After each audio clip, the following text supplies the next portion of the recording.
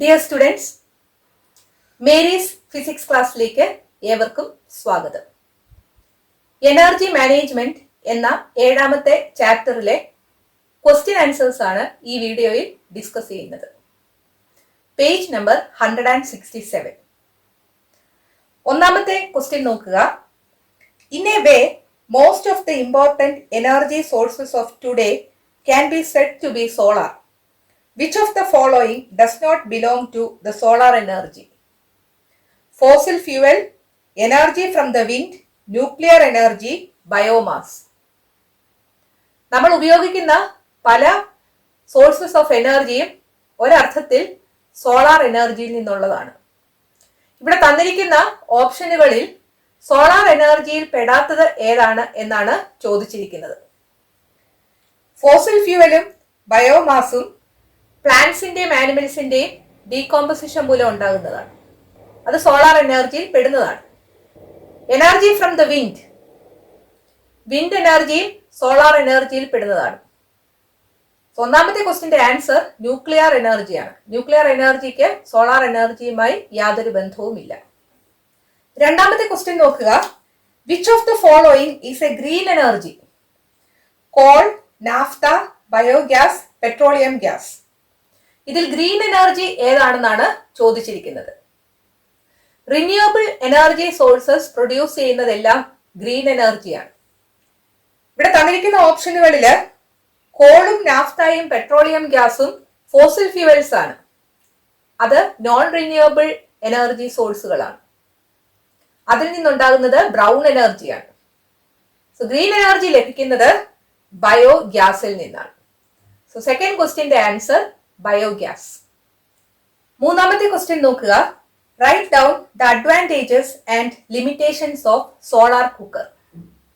Solar energy ഉപയോഗിച്ച് പ്രവർത്തിക്കുന്ന ഒരു ഡിവൈസ് ആണ് സോളാർ കുക്കർ. സോളാർ കുക്കറിലെ റിഫ്ലക്ടർ ഉപയോഗിച്ച് സോളാർ എനർജി സോളാർ കുക്കറിനുള്ളിലേക്ക് കോൺസെൻട്രേറ്റ് ചെയ്യുകയും അങ്ങനെ ഇന്റീരിയറിലെ ടെമ്പറേച്ചർ ഇൻക്രീസ് ചെയ്ത് ഫുഡ് കുക്ക് ചെയ്യുകയുമാണ് ചെയ്യുന്നത്. ഈ സോളാർ കുക്കറിന്റെ അഡ്വാൻറ്റേജസ് എന്തൊക്കെയാണെന്ന് നോക്കാം. Solar cooker does not produce smoke, ash or carbon dioxide. It is pollution free. പുകയോ കരിയോ കാർബൺ ഡയോക്സൈഡോ സോളാർ കുക്കർ പ്രൊഡ്യൂസ് ചെയ്യുന്നില്ല. അത് പൊല്യൂഷൻ ഫ്രീ ആണ്. As solar cooker uses solar energy, it does not require any fuel. It is cost effective. Solar cooker പ്രവർത്തിക്കുന്നത് solar energy ഉപയോഗിച്ചായതുകൊണ്ട് ഫ്യൂവലിന്റെ ആവശ്യം വരുന്നില്ല. അത് കോസ്റ്റ് ഇഫക്റ്റീവ് ആണ്. അതായത് നമ്മൾ എന്തുമാത്രം സോളാർ കുക്കറിന് വേണ്ടി ചെലവാക്കുന്നോ അതിന്റെ ഫലം നമുക്ക് കിട്ടുന്നുണ്ട്. ഫ്യൂവലിന്റെ ചെലവ് വരുന്നതേയില്ല. Solar cooker is safe. Solar cooker സുരക്ഷിതമാണ്. Since solar energy is renewable, solar cooker can be used again and again. Solar energy renewable ആണ്, പുനഃസ്ഥാപിക്കാൻ കഴിയുന്നതാണ്, തീർന്നു പോകുന്നതല്ല. അതുകൊണ്ട് സോളാർ കുക്കർ വീണ്ടും വീണ്ടും ഉപയോഗിക്കാനായിട്ട് സാധിക്കും. സോളാർ കുക്കറിന്റെ ഡിസഡ്വാൻറ്റേജസ് നോക്കാം. Solar cooker takes more time to cook food. It is time consuming. Solar കുക്കറിൽ ഭക്ഷണം പാകം ചെയ്യാൻ കൂടുതൽ സമയമെടുക്കും. സമയനഷ്ടമുണ്ടാകുന്നു. Solar cooker cannot be used at night during rainy season or during foggy winter. It works only when there is enough sunlight. ആവശ്യത്തിന് സൂര്യപ്രകാശം ഉണ്ടെങ്കിൽ മാത്രമേ സോളാർ കുക്കർ വർക്ക് ചെയ്യത്തുള്ളൂ. അതിനാൽ രാത്രി സമയത്തോ റെയിനി സീസണിലോ മഞ്ഞുകാലത്തോ സോളാർ കുക്കർ വർക്ക് ചെയ്യത്തില്ല. The direction of reflector needs to be changed from time to time to keep it facing the sun. Solar കുക്കറിലെ റിഫ്ലക്ടറിന്റെ ഡയറക്ഷൻ സണ്ണിനെ ഫേസ് ചെയ്യുന്ന രീതിയിൽ മാറ്റിക്കൊണ്ടിരിക്കണം. എങ്കിൽ മാത്രമേ സോളാർ എനർജി സോളാർ കുക്കറിലേക്ക് റിഫ്ലക്ട് ചെയ്യപ്പെടത്തുള്ളൂ. Strong wind can slow the cooking process. ശക്തമായ കാറ്റ് കുക്കിംഗ് പ്രോസസ്സിനെ പതുക്കെയാക്കും. ഇവയാണ് സോളാർ കുക്കറിന്റെ ചില ഡിസഡ്വാൻറ്റേജസ്. നാലാമത്തെ ക്വസ്റ്റ്യൻ നോക്കുക. Kerala has a long coastal land. Still, ocean is not considered as a major source of energy. Why? കേരളത്തില് വളരെ നീളത്തിൽ കടൽ തീരമുണ്ടെങ്കിലും സമുദ്രത്തിനെ ഒരു പ്രധാന എനർജി സോഴ്സ് ആയിട്ട് ഉപയോഗിക്കുന്നില്ല. എന്താണ് കാരണം?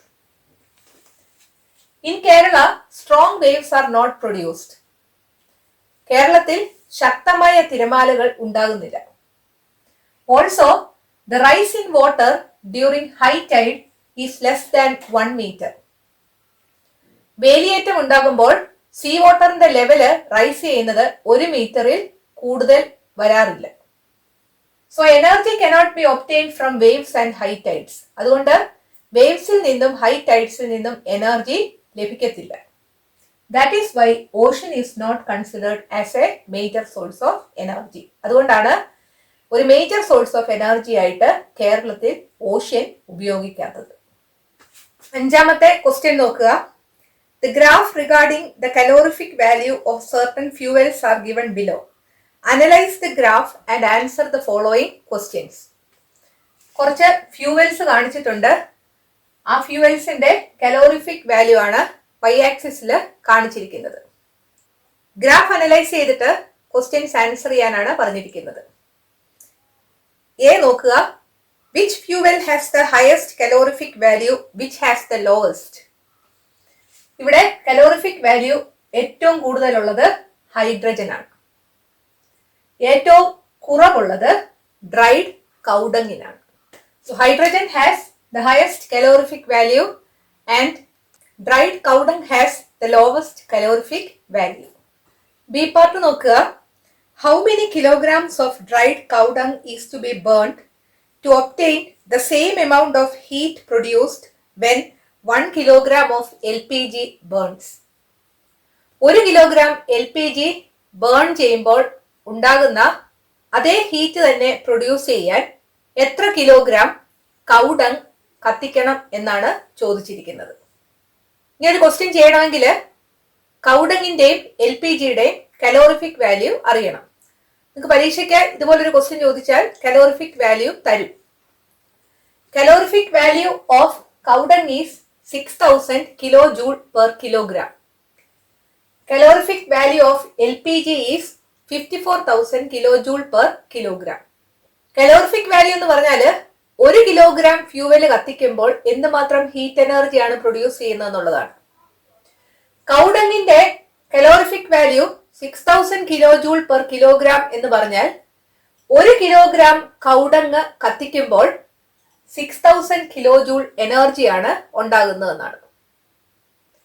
1 കിലോഗ്രാം LPG കത്തിക്കുമ്പോൾ 54,000 കിലോ ജൂൾ എനർജിയാണ് പ്രൊഡ്യൂസ് ചെയ്യുന്നത്. അങ്ങനെയെങ്കിൽ എത്ര കിലോഗ്രാം കൗഡങ് കത്തിച്ചാൽ 54,000 കിലോ ജൂൾ എനർജി കിട്ടും എന്നാണ് കണ്ടുപിടിക്കേണ്ടത്.